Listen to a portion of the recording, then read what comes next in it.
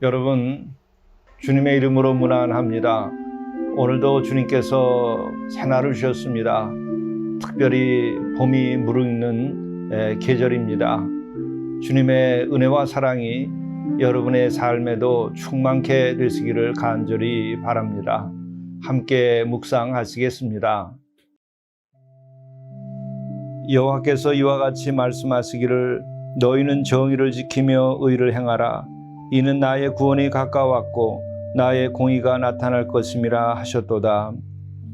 자비로우신 주님, 오늘도 이 나라 이 역사와 함께하여 주셔서 거짓된 것들은 물러나게 하시고 참된 것이 자리하게 하시고 악한 것들이 떠나게 하시고 선한 것들이 자리하게 하시며 갈등과 분열이 사라지고 화해와 화합이 이루어지도록 인도하여 주옵소서.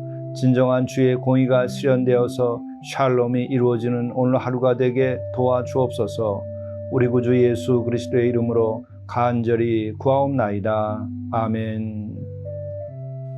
성경 말씀 마태복음 22장 15절에서 21절 말씀입니다. 이에 바리새인들이 가서 어떻게 하면 예수의 말에 올무에 걸리게 할까 상의하고 자기 제자들을 헤롯 당원들과 함께 예수께 보내어 말하되 선생님이여 우리가 아노니 당신은 참되시고 진리로 하나님의 도를 가르치시며 아무도 꺼리는 일이 없으시니 이는 사람을 외모로 보지 아니하심이니이다. 그러면 당신의 생각에는 어떠한지 우리에게 이르소서. 가이사에게 세금을 바치는 것이 옳으니이까 옳지 아니하니이까 하니 예수께서 그들의 악함을 아시고 이르시되 외식하는 자들아 어찌하여 나를 시험하느냐. 세금 낼 돈을 내게 보이라 하시니 데나리온 하나를 가져왔거늘 예수께서 말씀하시되 이 형상과 이 글이 누구의 것이냐. 이르되 가이사의 것이니이다. 이에 이르시되 그런즉 가이사의 것은 가이사에게 하나님의 것은 하나님께 바치라 하시니 이것은 하나님의 말씀입니다. 오늘 영성 일기를 통해서 우리에게 주시는 하나님의 말씀은 마태복음 22장 15절부터 22절의 말씀입니다. 오늘 이 말씀은 예수님을 올무에 걸려 넘어뜨리고 또 예수님의 하는 하나님 나라의 그 놀라운 사역을 불가능하게 만들고 싶어서 바리새인들이 예수님을 어렵게 만드는 이야기입니다. 오늘 말씀을 보겠습니다. 이에 바리새인들이 가서 어떻게 하면 예수를 말의 올무에 걸리게 할까 상의하고 자기 제자들을 헤롯 당원들과 함께 예수께 보내어 말하되 선생님이여 우리가 아노니 당신은 참되시고 진리로 하나님의 도를 가르치시며 아무도 꺼리는 일이 없으시니 이는 사람을 외모로 보지 아니하심이니이다. 참으로 예수님을 한껏 높입니다. 그렇게 높여놓고 예수님께서 반드시 대답하게 만들려고 하는 것이죠. 예수님 주변에는 이렇게 원수들이 진을 치고 있었습니다. 하나님 나라 운동을 하는 데에는 이러한 세상의 거짓된 무리들의 도전이 항상 있는 것입니다. 공의를 우리가 실천하려고 하면 불의한 이들이 바로 저항하게 되어 있습니다. 또한 하나님의 나라를 이루고자 하면 세상에 악한 영들이 준동하게 되어 있는 것이죠. 뿐만 아니라 우리가 일상에서도 조금만 양심적으로 우리가 행하려 한다고 할 때에 그것이 멀리서 볼 때는 다 박수를 치지만 본인과 이해관계가 얽힐 때에는 양심적인 것조차도 어려움을 겪곤 합니다. 오늘 이 예수님을 올무에 걸려서 어려움에 빠뜨려고 하는 이들이 오늘 던지는 질문을 보시죠. 당신의 생각에는 어떠한지 우리에게 이르소서. 가이사에게 세금을 바치는 것이 옳으니까 옳지 아니하니까 하니 예수께서 그들의 악함을 아시고 이르시되 외식하는 자들아 어찌하여 나를 시험하느냐. 세금 낼 돈을 내게 보이라 하시니 데나리온 하나를 가져왔거늘 예수께서 말씀하시되 이 형상과 이 글이 누구의 것이냐. 이르되 가이사의 것이니이다. 이에 이르시되 그런즉 가이사의 것은 가이사에게 하나님의 것은 하나님께 바치라 하시니. 참으로 놀랍게도 예수님은 그 올무에 걸려들지 아니하고 살포시 빠져나오는 모습을 보여주십니다. 여기에서 우리는 그 예수님의 그 영성, 예수님의 능력, 예수님의 통찰 이와 같은 것을 보게 됩니다. 예수께서는 뱀처럼 지혜롭고 비둘기처럼 순결하라고 말씀하셨습니다. 바로 오늘 이 모습에서 예수님께서 말씀하신 바대로 그렇게 행하고 있는 모습을 보여줍니다. 이것은 오늘 예수님이 말씀하신 이런 대답은 어디 교과서에 있는 것이 아닙니다. 어디 참고서에 있는 것이 아닙니다. 삶의 현장에서 이와 같이 즉자적으로 응수하고 거기서 빠져나오는 것이죠. 이것이 지혜입니다. 이것이 하나님께서 성령을 통해서 우리에게 주시겠다고 하는 그 말씀이기도 한 것이죠. 그러므로 우리에게 있어서 중요한 것은 무엇인가?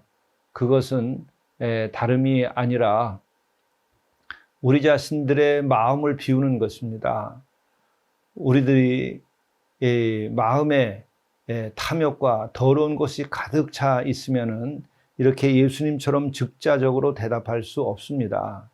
선입견에 가득 차 있으면 예수님처럼 이렇게 즉자적으로 대답할 수 없습니다.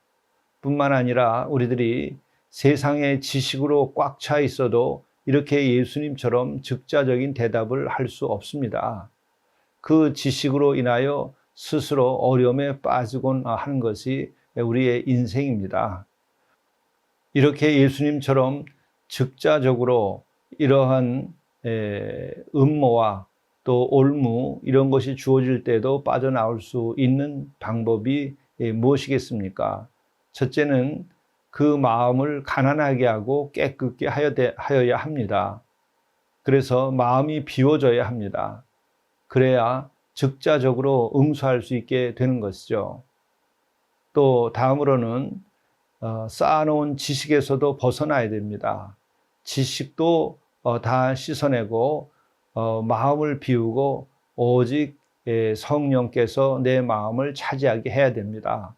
그렇게 할 때에는 지식이 아니라 지혜를 얻게 되고 통찰을 얻게 되고 그 때에 맞는 말씀을 우리가 응수할 수 있게 되지요. 그리고 또한 상대편의 마음을 꿰뚫어 볼 수 있는 눈이 있어야 됩니다. 그런 눈을 가지려면 가장 기본적인 것은 우리가 깨어 있어야 하는 것이죠. 깨어 있지 아니하면 현실을 현실로, 있는 것을 있는 그대로, 없는 것을 없는 대로 보지 못합니다. 이와 같은 세 가지의 최소한의 조건을 갖출 때에 우리는 예수님과 같이 즉자적으로 지혜롭게 응수할 수 있게 되는 것이죠. 이러한 능력을 가지고 우리가 세상을 사는 것이 바로 뱀처럼 지혜롭고 비둘기처럼 순결하게 라고 말씀하신 바를 실천할 수 있는 길이 될 것입니다. 이 같은 오늘 하루의 삶이 되고 또 이와 같은 능력으로 주의 나라와 그 의를 위하여 우리가 살아가야 하겠습니다. 함께 기도하시겠습니다. 뱀처럼 지혜롭게 비둘기처럼 순결하게 그러한 영성과 통찰력을 가지고 우리가 살아갈 수 있도록 인도하여 주시옵소서. 오늘 하루의 길도 우리들의 마음을 비우고 깨끗게 하도록 인도해 주시고 또 우리가 성령에 의지하여서 우리의 지식이 아니라 지혜를 얻을 수 있도록 인도하여 주시옵고 뿐만 아니라 우리가 깨어나서 통찰력을 가지고 세상을 살필 수 있게 도와주시고 또한 주의 일을 감당하도록 인도해 주옵소서. 우리 구주 예수 그리스도의 이름으로 간절히 기도드리옵나이다. 아멘.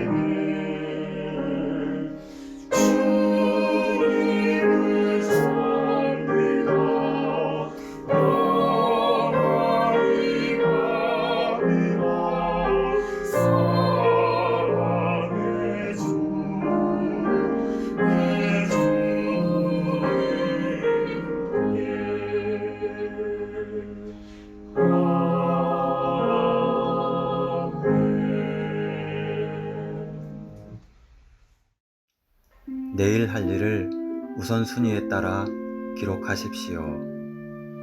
기록한 글 위에 손을 얹고 기도한 후 잠을 청하십시오. 주께서 꿈속에서 지혜와 영감을 주실 것입니다. 또한 쫓기지 않는 경이롭고 여유로운 아침을 맞이하게 될 것입니다. 묻 지혜로운 믿음의 성공자들이 이 삶을 살았습니다.